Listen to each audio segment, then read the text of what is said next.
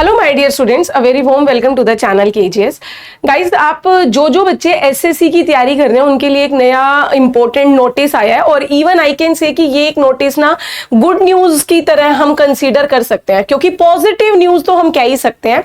Actual में ये news ना केवल हमारे एसएससी जेई के एस्पिरेंट्स इंजीनियर्स वालों के लिए है, बल्कि ये सभी के लिए है। चाहे आप एसएससी में सीजीएल की तैयारी कर रहे हो, स्टेनो की तैयारी कर रहे हो, एमटीएस की तैयारी कर रहे हो, सभी मतलब एसएससी के किसी भी एग्जामिनेशन की तैयारी कर रहे हो उनके लिए एक नोटिस उन्होंने जारी किया है। इस नोटिस को ना पूरा समझना, क्योंकि जो अब आपकी फर्दर कमिंग एसएससी के तहत जो भी वैकेंसीज आएंगी ना, उसमें फॉर्म फिलिंग में भी आपको एक नया ऑप्शन मिलने वाला है, तो आपको वो फॉर्म फिल करते टाइम पे ध्यान देना होगा। देखिएगा, ये एक पब्लिक नोटिस आपके सामने आया है। इसको मैंने यहां पर, ये नोटिस क्या कहता है देखिए जरा। उसने क्या कहा है कि यहां पर हमने गवर्नमेंट ऑफ इंडिया ने यहां पर एक डिसीजन लिया है जिसके तहत ये कहा जा रहा है कि जो कैंडिडेट्स, अगर मान लीजिए कोई एग्जामिनेशन आपका 3 स्टेज में होता है, जैसे प्री, मेंस और फिर डीवी, जैसे जेई का होता है, ठीक है। लेकिन अगर कुछ एग्जामिनेशन हैं जो एक ही मतलब एग्जाम एक होता है, फिर उसके बाद सीधा डीवी मेडिकल होता है, तो उसमें क्या कह रहे हैं कि अगर कुछ कैंडिडेट्स फर्स्ट स्टेज क्लियर कर लेते हैं, सेकेंड स्टेज क्लियर कर लेते हैं, थर्ड में आउट हो जाते हैं, या जो 2 स्टेज सिलेक्शन प्रोसेस है, फर्स्ट क्लियर कर लिया, सेकंड से बाहर हो गए, मींस अगर आप फाइनल स्टेज तक पहुंच जा रहे हैं बट फाइनल स्टेज में आपको सिलेक्शन नहीं मिल पा रहा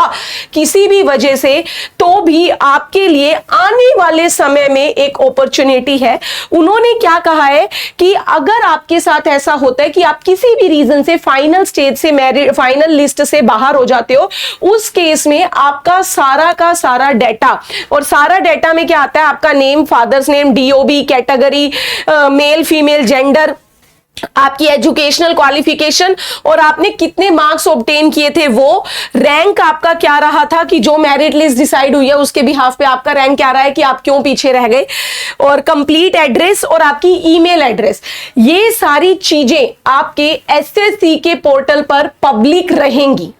एसएससी के पोर्टल पर, जी हां, पब्लिक रहेंगी। और इससे पब्लिक रहने से फायदा क्या होगा कि अगर जो मान लीजिए सेम पोस्ट के लिए किसी पीएसयू या फिर आपके किसी सेमी गवर्नमेंट कंपनीज को अगर हमारे प्रॉपर उसी टाइप के कैंडिडेट की नीड रहती है, तो वो इस एसएससी के डाटा से उठा सकती है आपकी डिटेल और आपको डायरेक्ट कॉल कर सकते हैं इस अपने यहां पर ज्वाइनिंग के लिए, ये उन्होंने बोला है। और यहां पर इसके बाद उन्होंने एक चीज और भी कही है, जो मैंने कहा था कि commission has further decided that the candidates will have the option at the time of filling up of his or her application form from opting out of disclosing the above details publicly। मतलब जब आप अपना form fill कर रहे होंगे तब आपके पास एक ऑप्शन होगा कि आप अपनी ये सारी डिटेल्स पब्लिकली डिस्क्लोज करना चाहते हैं या नहीं। अगर आप वो ऑप्शन अपना अडॉप्ट करते हो तो आपकी ये सारी डिटेल्स होंगी पब्लिकली एक्टिव, और नहीं हो तो नहीं भाई,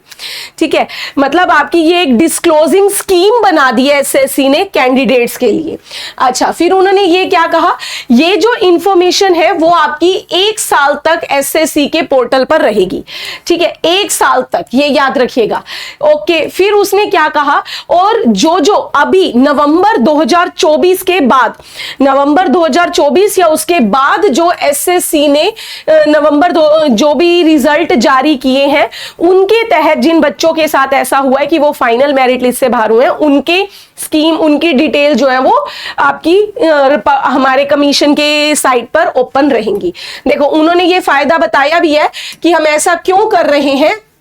ताकि इसके बाद हमारी कोई भी पीएसयूज आते हैं, ऑटोनोमस बॉडीज आती हैं, तो वो हमारे उन कैंडिडेट्स को के लिए एक ऑफर दे पाए, पहले उन्हें प्रायोरिटीज दें।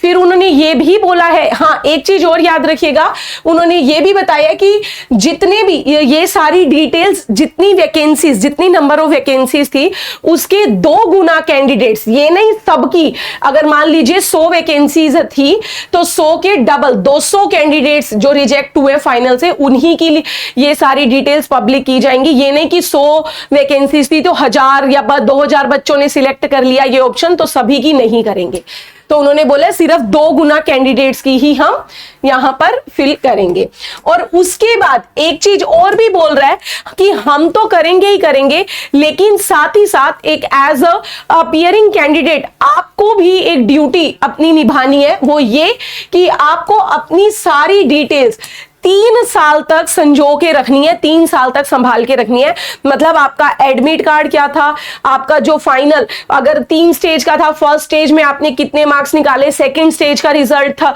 और फाइनल में जो आपका एडमिट कार्ड आया, वो सब आपको अपने पास सेव करके रखना है, कहीं ना कहीं संभाल के रखना है। ये याद रखिएगा, ये उन्होंने बोला है। तो एक तरीके से ये हम ये कह सकते हैं कि हमारे एसएससी ने, अगर बात करें तो एसएससी ने एक मतलब पॉजिटिव ही कह सकते हैं, हम अच्छा सोचते हैं तो एसएससी ने एक पॉजिटिव न्यूज दी है। वो ये कि जो कैंडिडेट्स रह जा रहे हैं उनको भी मौका, एसएससी तो नहीं लेकिन कोई अनदर पीएसयूज या ऑटोनोमस बॉडीज जो है वो आपको एक मौका दे सकती हैं। तो ऐसे ही अपडेट्स के लिए जुड़े रहिए आप मेरे साथ इसी चैनल पर। Thank you very much.